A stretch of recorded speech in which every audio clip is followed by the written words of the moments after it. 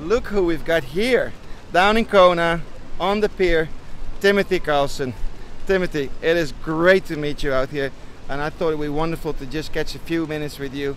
So from having rocked around here a few days, you're catching all the pros.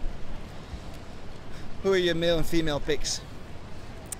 The female pick is Daniela Ryf, just by a sliver. And I think it's actually I paid more attention to the numbers on this than almost any other race. Basically last year set the template.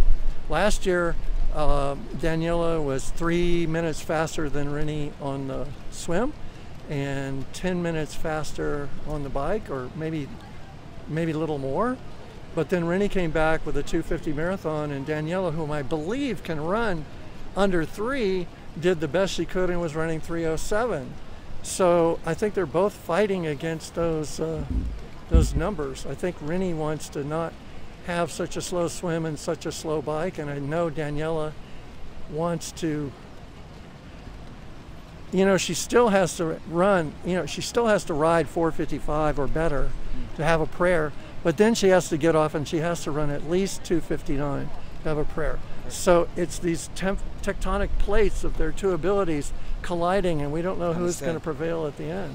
And on the male side? I think it's another equation of, of two people who are superb. Jan Frodeno versus Sebastian Kienle. Last year Sebastian couldn't run fast enough to stay in the game, so to speak, but he was still second. But I was really intrigued and amazed by the race at Zell am See for the Ironman 70.3 World Championship, because there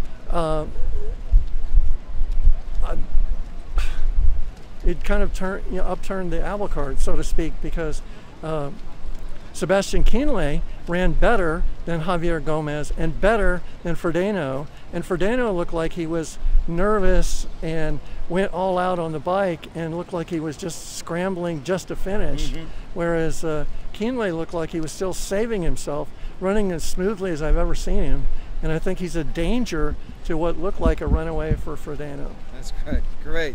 Well, we turned the tables today.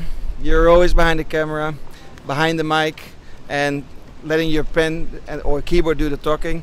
Timothy, it's always great to meet you, and thanks for your time. Alex, you're great, and thanks a lot.